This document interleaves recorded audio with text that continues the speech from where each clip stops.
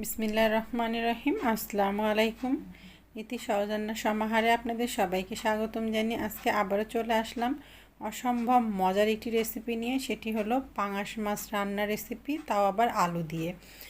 আর এই রেসিপিটি আমি আপনাদের সাথে শেয়ার করেছি যেভাবে আমি রান্না করলে খেতে ভীষণ মজার হয় এবং আমার পরিবারের প্রত্যেকটা সদস্য খুবই তৃপ্তি সহকারে খায় সেই রেসিপিটি। তবে আপনারা কম বেশি সবাই তৈরি করতে পারেন। আমি শুধুমাত্র যেভাবে রান্না করলে খেতে বেশি স্বাদের হবে এবং পাঙাশ মাছের কোনো বাজে গন্ধটা আসবে না সেই রেসিপিটি শেয়ার করেছি। ইনশাল্লাহ আপনাদের কাছে ভালো লাগবে। তো এখানে আমি আমার পরিমাণ মতো বেশ অনেক পিসই আমি পাঙাশ মাছ নিয়ে নিয়েছি। আপনারা আপনাদের পরিমাণ মতো মাছটা নিয়ে নেবেন। এখানে নিয়ে নিয়েছি আমি 1 চা চামচ পরিমাণ হলুদের গুঁড়া, 1 চা চামচ পরিমাণ ঝালের গুঁড়া আর 1 চা চামচ পরিমাণ লবণ। এগুলো দিয়ে আমি এই মাছটা খুব ভালো মতো মেখে নিচ্ছি মাছটা ভেজে নেওয়ার জন্য। আর আরেকটি কথা, বাজার থেকে মাছটা কিনে নিয়ে আসার পরে কিন্তু আমি খুব ভালো মতো ধুয়ে নিয়ে 1 টেবিল চামচ পরিমাণ লবণ দিয়ে 1 ঘন্টা মতো মেখে রেখেছিলাম। তারপরে পানি দিয়ে 2-3 বার করে ধুয়ে নিয়েছি। তারপরে এখন আমি হলুদ লবণ ঝাল দিয়ে মেখে নিয়ে ভেজে নিচ্ছি। তো চুলাতে একটি পাত্র বসিয়ে নিয়েছি, তার মধ্যে পরিমাণ মতো তেল নিয়ে নিলাম মাছটা ভেজে নেওয়ার জন্য। আর আপনারা চেষ্টা করবেন এইভাবে একটু চামচ বা খুন্তি দিয়ে মাছটা তেলের মধ্যে দেওয়ার জন্য, এতে করে কিন্তু হাতে তেল ছুটে লাগার ভয়টা কম থাকবে। আর আরেকটি কথা, পাঙাশ মাছ ভাজার সময় কিন্তু তেলটা অনেক বেশি লাগে না, কারণ পাঙাশ মাছ ভাজলে কিন্তু এই মাছের থেকেও বেশ অনেকটাই তেল বের হয়। এজন্য এই দিকটা খেয়াল রেখে তেলের পরিমাণটা একটু কমই দিবেন। তো মাছগুলো একে একে সব দিয়ে দিচ্ছি আমি, তারপর আমার রেসিপিতে ফিরে আসছি। আর একটি গুরুত্বপূর্ণ টিপস আপনাদের সাথে শেয়ার করছি, যখন তেলের মধ্যে মাছটা দিবেন তখন চুলার জালটা একটু আস্তে রাখবেন। মাছটা যখন তেলের মধ্যে দেওয়া হয়ে যাবে তখন চুলার জালটা আবার একটু বাড়িয়ে দিবেন। আবার ভাজা হয়ে গেলে মাছটা যখন তেলের ভেতর থেকে তুলে নিতে যাবেন তখন চুলার জালটা একটু আস্তে করে দিবেন। তাহলে দেখবেন যে মাছটা ভাজা হয়ে গেলে তুলতে গেলে তেলটা ছুটে হাতে লাগবে না। তো মাছ ভাজা হয়ে গেছে, মাছগুলো সব তুলে নিয়েছি। এখন মাছ ভাজার তেলটা একটু বেঁচে ছিল, সেই তেলটাও আমি নিয়ে নিয়েছি। আর এর মধ্যে আমি প্রায় 3 থেকে 4 টেবিল চামচ পরিমাণ তেল নিয়ে নিয়েছি। তার মধ্যে দিয়ে দিলাম আমি 1/2 চা চামচ পরিমাণ মেথি। আমি এই মেথিটা আজকে ব্যবহার করছি এই জন্যই যে অনেকে পাঙাশ মাছের একটা স্মেল থাকে, সেটার জন্য খেতে চান না। তো এই সামান্য একটু মেথি দিলে কিন্তু খুবই ভালো একটা মেথির অ্যারোমা আসবে, পাঙাশ মাছের সেই স্মেলটা আর থাকবে না। আর এতে করে কিন্তু খেতেও ভীষণই মজার হবে। আপনারা একবার হলেও কিন্তু এইভাবে একটু মেথি দিয়ে রান্না করে দেখতে পারেন। আর এখানে আমি পাঙাশ মাছের যে তেলটা থাকে সেই তেল অল্প পরিমাণে নিয়ে নিয়েছি। এই তেলটা আমি কিন্তু আজকে এই রান্নাতে ব্যবহার করব। আর আমার কিন্তু এই তেলটা অল্প পরিমাণে ছিল, তাই আমি সম্পূর্ণটাই ব্যবহার করেছি। আপনাদের যদি এই তেলের পরিমাণটা অনেক বেশি থাকে বা বড় সাইজের থাকে, কেটে অল্প পরিমাণ ব্যবহার করতে পারেন। তো এখন আমি তেলের মধ্যে মাছের তেলটা দিলাম, দিয়ে একটু নাড়াচাড়া করে এই হালকাভাবে ভেজে নিচ্ছি। আপনারা যদি মাছের এই তেলটা এরকম তেলের মধ্যে ভেজে নিয়ে এইভাবে এই রেসিপিটি করে না থাকেন, তো অবশ্যই একবার করে খেয়ে দেখবেন, ভীষণই ভালো লাগে কিন্তু খেতে। তবে হ্যাঁ, একটি কথা আমি অবশ্যই বলবো, কিছু কিছু মাছ কিন্তু খেতে ভীষণ গন্ধ হয়, সেই মাছের কিন্তু তেলটা ব্যবহার করবেন না, সেই তেলটা ফেলে দিবেন। তো এখানে আমি নিয়ে নিয়েছি প্রায় 6টি মতো মাঝারি সাইজের পেঁয়াজ কুচি করে নিয়েছি। আপনারা আপনাদের পরিমাণ মতো পেঁয়াজটা কম বেশি করে নিয়ে নিতে পারেন। এখন পেঁয়াজগুলো আমি হালকা নরম করে ভেজে নিচ্ছি। আমি আবারও বলছি, পাঙাশ মাছটা কিন্তু কম বেশি আপনারা সকলেই রান্না করতে পারেন। আমি যেভাবে রান্না করলে খেতে আমার কাছে অনেক বেশি ভালো লাগে এবং আমার পরিবারের সদস্যরা খুবই পছন্দ করে, সেই রেসিপিটি আপনাদের সাথে শেয়ার করছি। তো এখানে আমি 2.5 টেবিল চামচ পরিমাণ আদা রসুন বাটা নিয়েছি। আপনারা চাইলে একটু কমও নিতে পারেন। আদা রসুন বাটাটা দিয়ে আমি 2-3 মিনিট এই তেলের মধ্যেই খুব ভালো মতো কষিয়ে নিচ্ছি। এতে করে আদা রসুন বাটার কাঁচা গন্ধটা আর থাকবে না। তো 2-3 মিনিট মতো প্রায় হয়ে গেছে। এখন আমি এর মধ্যে দিয়ে দিব গুঁড়া মশলাগুলো।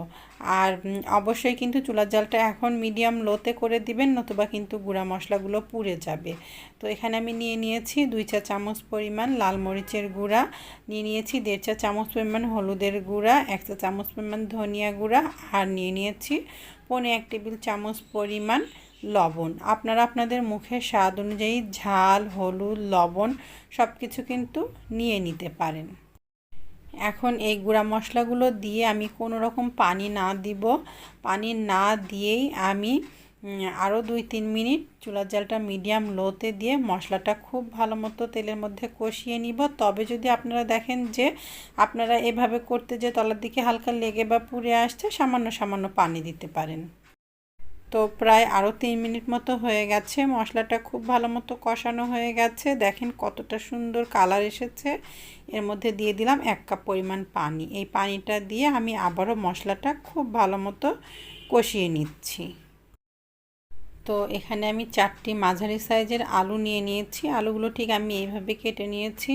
তবে আপনাদের যদি কারোর আলুতে অসুবিধা থাকে তাহলে কিন্তু আপনারা আলুটা না দিয়ে শুধু কিন্তু এইভাবে মশলা কষিয়ে নিয়ে এই মশলার মধ্যেও কিন্তু পাঙাশ মাছটা এইভাবে ভুনা করে নিতে পারেন। তো ঠিক আছে, এখন দেখেন মশলাটাও খুব ভালো মতো আরেকবার কষানো হয়ে গেছে। এর মধ্যে আমি আলুগুলো দিয়ে দিলাম।